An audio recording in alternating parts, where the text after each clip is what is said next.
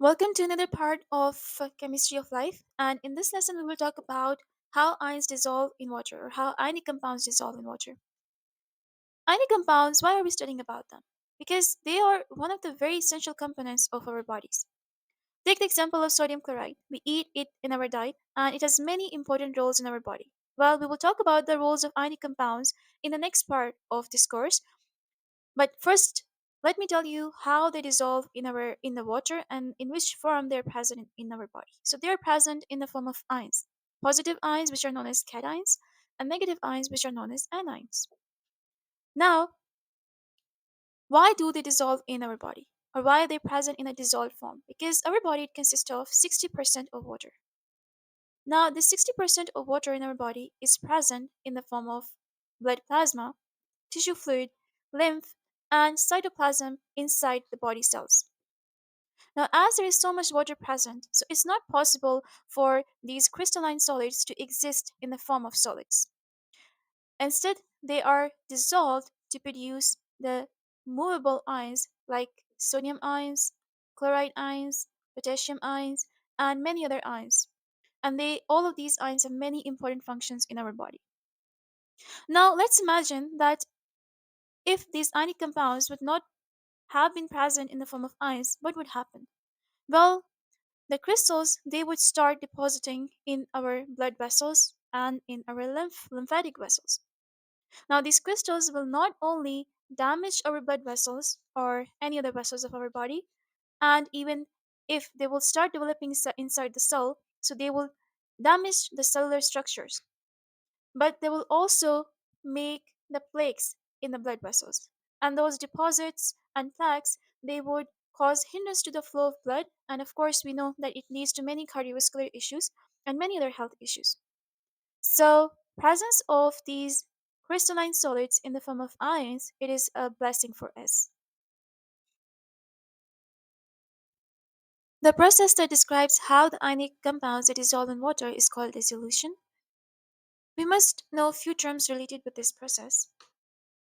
Solute, that is the substance that is being dissolved in the liquid. And solvent is the substance that dissolves the solutes in. And together, when the solute is dissolved in the solvent, together they make the solution. Now, in case of ionic compounds, because ions are present in the solution, these positive and negative ions, we also term this solution as an electrolyte.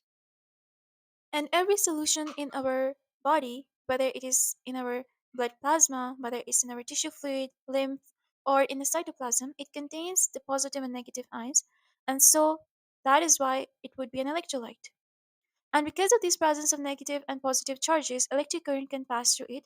And that is the reason why we can get electrocuted if we touch a naked wire. The next term that we must know is solubility, which is the ability of a liquid to dissolve the solute. Now, water, it's not like that it can dissolve any type of substance very easily. If we take the example of salt, so of course, salt dissolves in water. So we say that salt is soluble in water.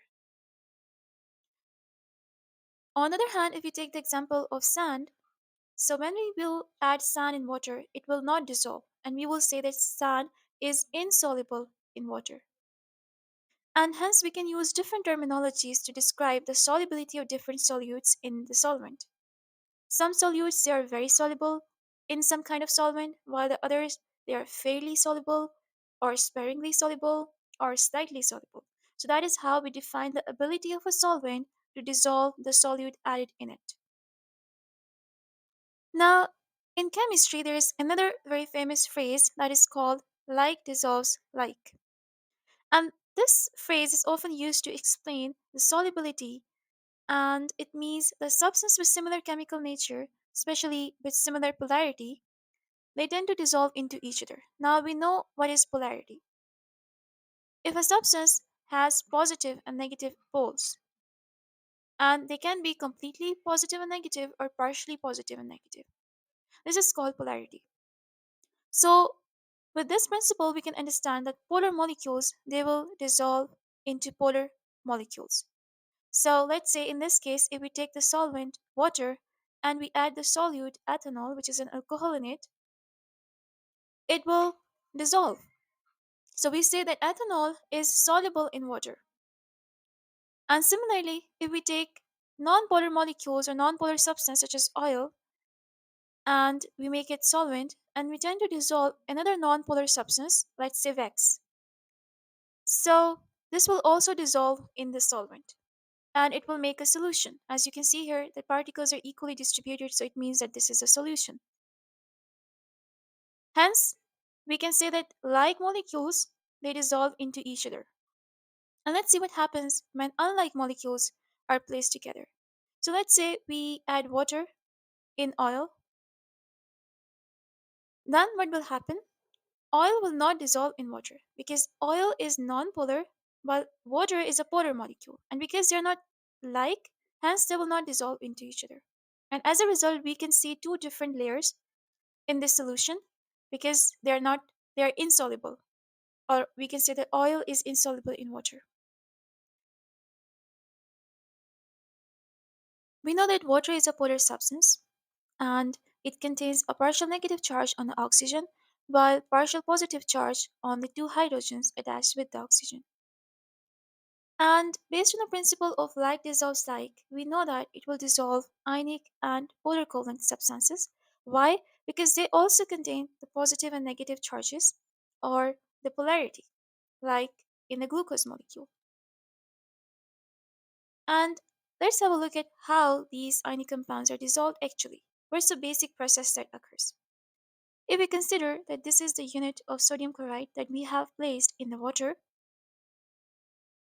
soon the positive charges or the positive ends of the water molecules, they will start surrounding the negative part of this ionic compound that is the chloride ion. So all the positively charged hydrogens, as you can see here, they will surround the chloride ion, while all the negatively charged parts of the water molecule, that is oxygen, they will surround the sodium and they will start pulling them apart. And once they will get successful, we will consider that the ionic compound dissolved. So, how does this happen? So you can see here that the sodium ions, they were surrounded by all the negative ions in the water molecule, that is the oxygen part of the water molecule, and the chloride ion, they were surrounded by all the positive part of the water molecule because opposite charges attract.